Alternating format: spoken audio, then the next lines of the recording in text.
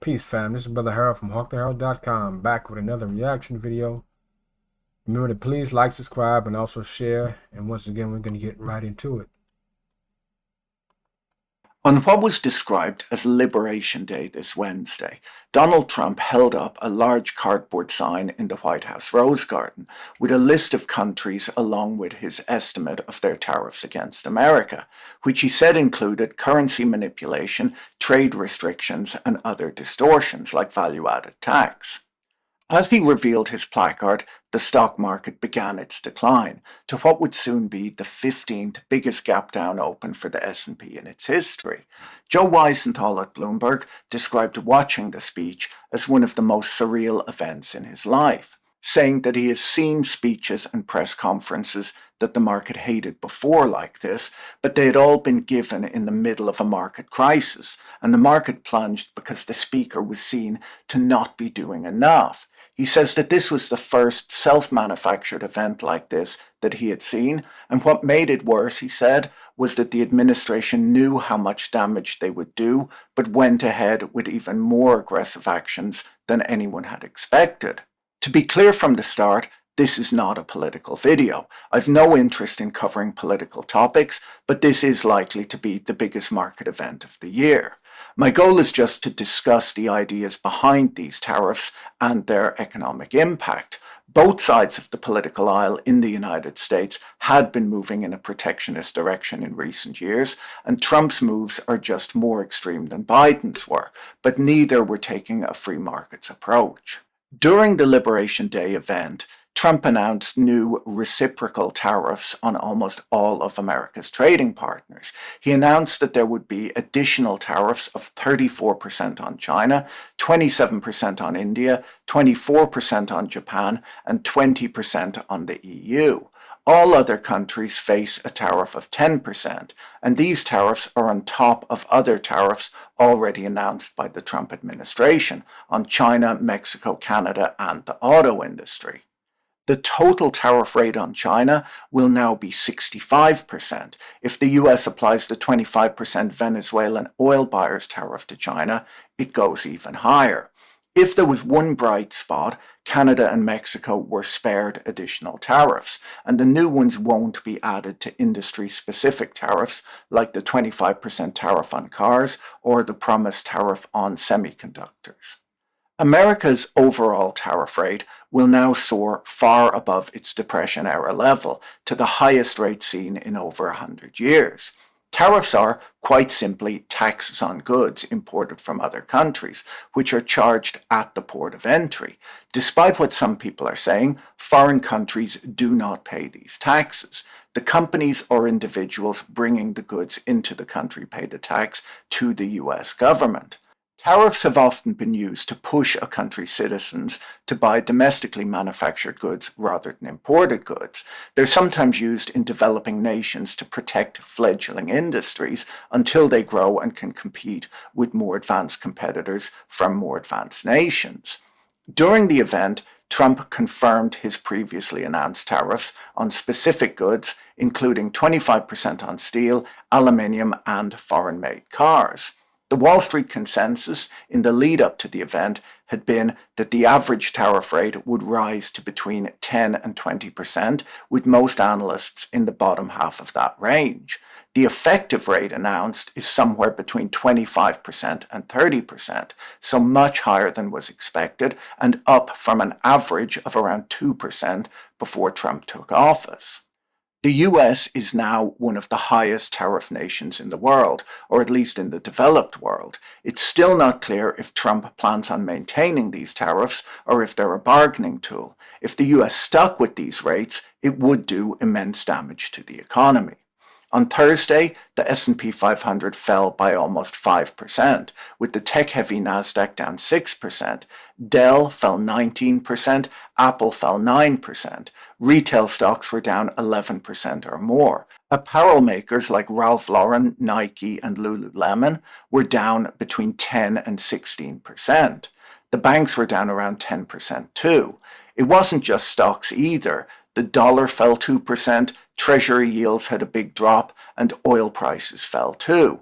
I'm recording this on Friday morning, and the S&P 500 is already down more than 4%, and this is after yesterday's 5% decline, so we can possibly expect more chaos in markets today. The drop in stocks, interest rates, oil, and the dollar reflected lower growth expectations for the United States economy, not the prosperity that Trump was pitching.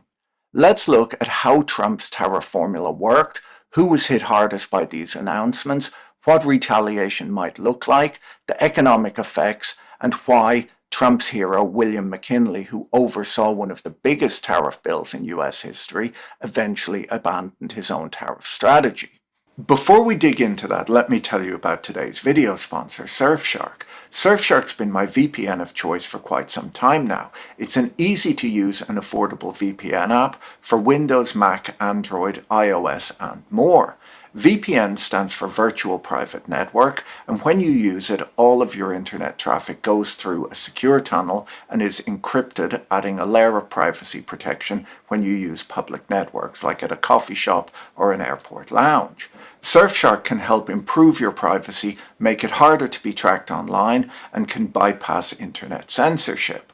Surfshark is not just a great way to protect your data, but you'll also find that if you log into streaming services from different countries, different content is available. With Surfshark, no matter where in the world you are, you get to take the internet from home with you. Surfshark is fast, reliable, and they don't collect or track your data. Surfshark doesn't just protect you, but your whole family too, as they allow unlimited devices on the one account. Go to surfshark.com/boil and use code BOIL at checkout to get 4 extra months of Surfshark VPN. Straight after the White House presentation, the journalist James Surowiecki quickly pointed out that there was something very strange about the supposed tariff rates that foreign countries were charging the United States. The US has a trade agreement with South Korea, he pointed out, so South Korea is not charging a 50% tariff on American goods, nor is Europe charging a 39% tariff. With some quick analysis, he worked out that the administration hadn't done the calculation that they claimed to have done. Instead, for every country, they just took the US trade deficit with that country and divided it by the country's exports to the United States. When called out on this, the White House defended itself by publishing what might at first look like a complicated mathematical formula for backing out the tariff rates being charged by other countries. If you dig into the formula, which one commentator described as being woke because it included Greek symbols, you can see that they threw in 2 Greek symbols but then selected values for them that cancel out. So Surowiecki was right. The formula is simply the trade deficit for the US with a particular country divided by the total imports from that country. There were some other strange things that people quickly noticed, like an unusual list of countries. You'll note that the 4th country on Trump's list is Taiwan, which the US doesn't recognize as a country in order to keep China happy. The country list, which included tiny islands and overseas territories, led online commentators to suggest that the White House had possibly used an AI to come up with their trade policy rather than doing any real trade analysis.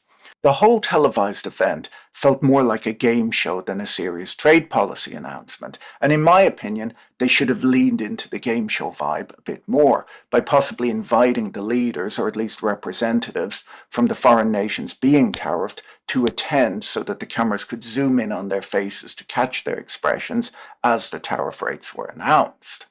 Doing this would have made better TV, but it also could have prevented the embarrassment of announcing tariffs on places like Heard Island and the McDonald Islands, which are a 2-week boat ride from Australia and are covered in glaciers and only inhabited by penguins.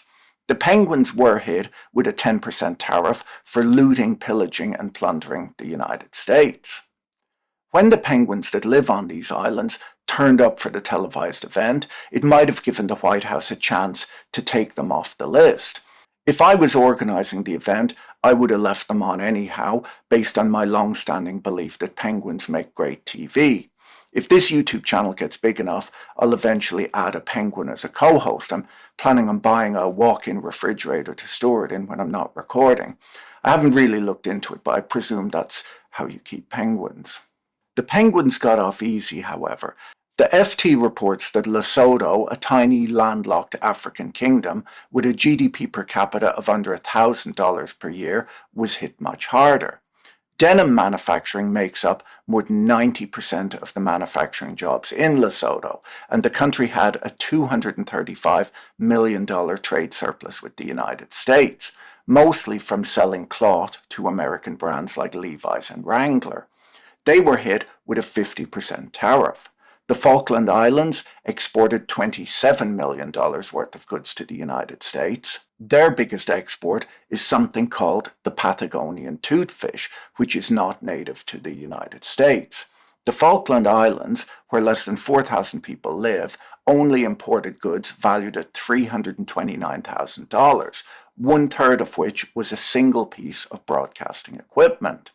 They were hit with a 41% tariff as punishment for the unrelenting economic warfare that they've been waging against the United States. Fortunately for them, they bought that piece of broadcasting equipment last year, or the tariffs would have been even higher. It won't surprise you that the Falkland Islands don't have any tariffs in place on US goods. It's a bit pointless doing that when you have a population of 3,700 people, and you probably feel lucky to be able to get any goods shipped to you to begin with. Madagascar, an even poorer nation with a GDP per capita of $506 per year, doesn't buy much from the United States either.